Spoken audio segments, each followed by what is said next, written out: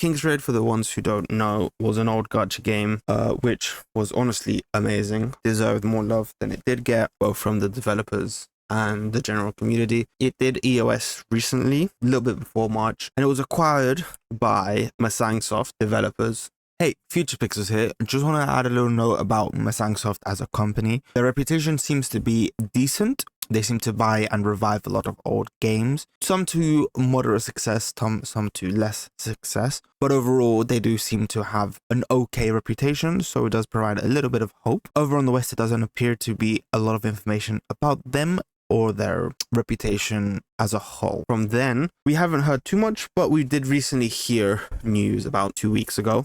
And I just want to talk about it, give my thoughts and opinions on it. King's Raid was a game I've played for many, many years, from shortly after it launched, pretty much, till the day EOS. I was playing it pretty consistently. Towards the end, not as much, due to the updates, which we all know kind of ruined everything. So there's a lot of hope, a lot of cope, a lot of excitement for a potential relaunch, which Masangsoft have confirmed that there's their plan. They told us on the 25th of last month that they are planning on preparing to resume the game's service, which is already great news to start off with. But what's really interesting is what they said shortly after this. This was their first developer note, so to speak, and was giving like general directions of what they're trying to take King's Raid. So first of all, they said easing hero growth. What they've said here is that they're planning on making hero progression easier, which is always nice. They want to make unique weapons and unique treasures obtainable in in-game farming methods like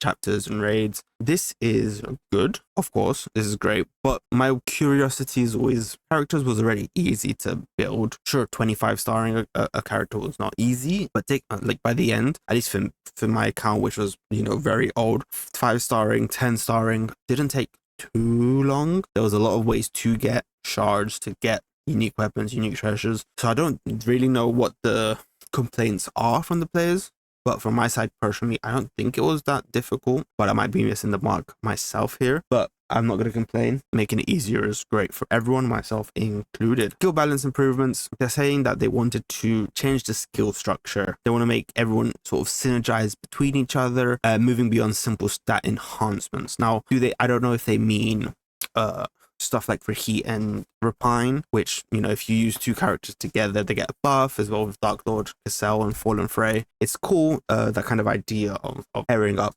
characters, but it can be a bit annoying when you like one of them, but you don't like the other. So, like Repine was really cute, but I didn't personally like Reheat, and being forced to pretty much have to use them was also not great for, you know, you're wasting a slot on what could have been a really strong buffer, had to be used towards just a mid support for her, but would make her a million times better, but not enough to sort of warrant that dropout or that space in the team. But if they move towards, I guess what other games do, where you have separate like styles, maybe one person buffs like damage over time effects, one support buff, I don't know, different ideas like that could be interesting. Someone buffing a specifically auto attack, someone buffing specifically events like that would be good, that'd be interesting. I don't know if good, but it'd be interesting. It would be a different change, because it is true what they're saying here. Most of the buffers was just more attack, more crit damage, which is great. Big numbers goes hard, but I do understand the whole point of it was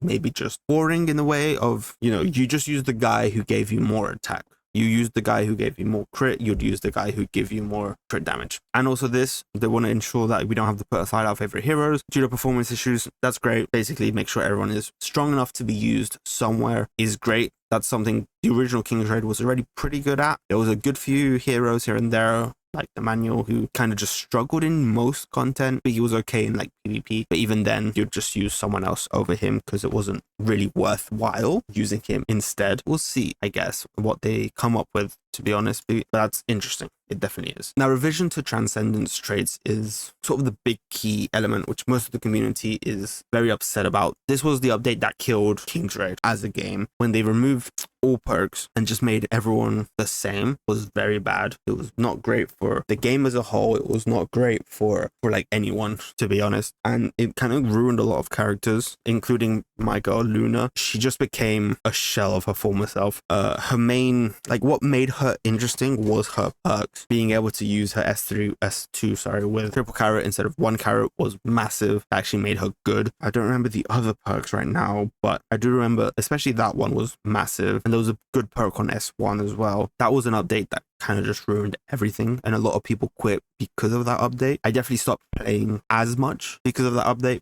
So seeing that they're addressing it is good, but what they're saying here is not too good, because they said, while customizing traits for each hero individually could be overly complex, we're considering, which is a great word because hopefully they consider against it, implementing Transcendence traits based on hero classes. Now, that just sucks.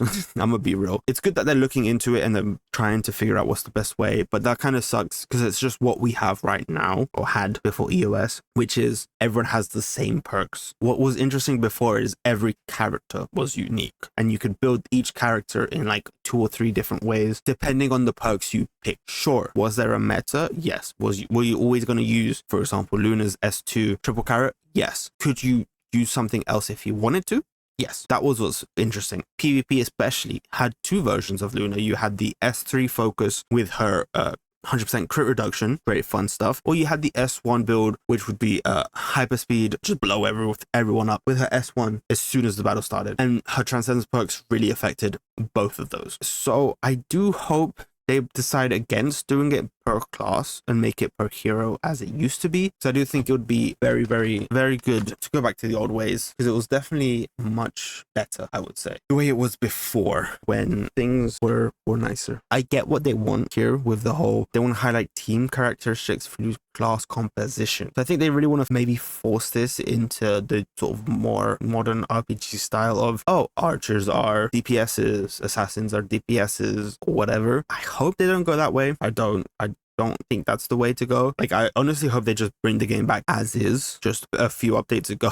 I just hope it doesn't really force us to be like, oh, you have to use one archer, or you have to use one assassin, you have to use one wizard. Like, it's okay, but I don't think it'd be the best. Next point they talked about was soul weapons, making them a lot more accessible. They did say that people were asking to revert the previous soul weapon system. I think they mean like removing it completely. I personally really liked soul weapon system. It wasn't implemented in the best way possible, that's for sure, but it was fun to have. An extra skill was really interesting, and a lot of soul weapons were fun. A lot of them were kind of just bad. Luna's in particular was nothing crazy. In PvE, all it was a little bit of extra, like 100% crit damage every now and again. Nice. But in PvP, it was pretty okay. You had some freeze in there, but then it would buff things that she didn't use, like her autos. It was very weird. It wasn't great. So I don't mind if they remove them particularly, but if they didn't, it would also be okay. But what they say is that it won't be a mandatory progression, which is a good step in a good direction, I would say. It would be more of a mean of deepening your connection with your hero. So maybe sort of like sub stories, more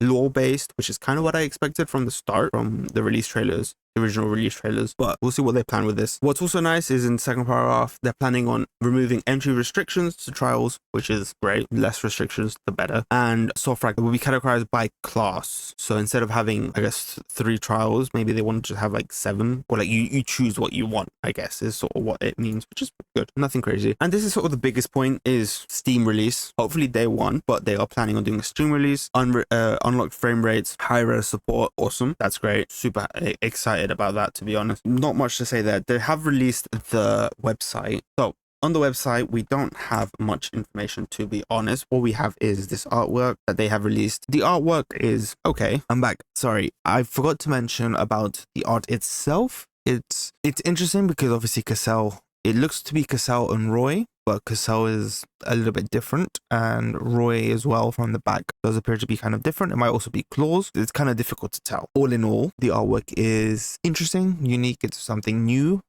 So we'll see how much it's going to affect the lore, if it's going to be different or new, or if it's going to be the same as it used to be. I just hope for more Luna lore. And as for the Steam page, there really isn't much. We don't have any release date yet. We just have a few pictures of the OG King's Raid game, and they have information. This appears to be potentially an old description. It's not particularly exciting, but they do say like stuff like legendary gear, which is pretty old. Beating the dragons was something we haven't done really for years. Dragons haven't been a necessity. This is great because this is what it used to be. Heroes were basically free.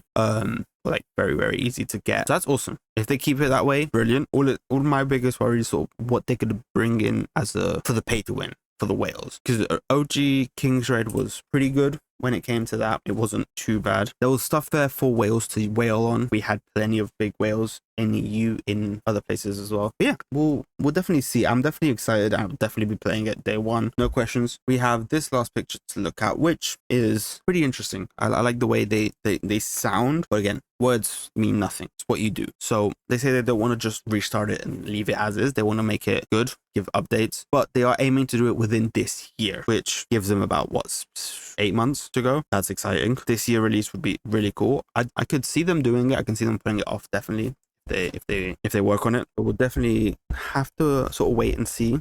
They said that at launch only chapters 1 through 6 will be available, which is interesting because the game ended on about chapter 11, chapter X. They'll be subsequently released every 1 to 2 months, and they're addressing the parts of King's Raid that affected us, disappointed us even. Sorry. It's definitely exciting news. I don't know exactly how to feel about it, but it's good stuff. I'm excited for the King's Raid update, for the King's Raid redrop, and I just hope that Masangsoft can actually pull it off and do something good with an old game that I used to love and I still do.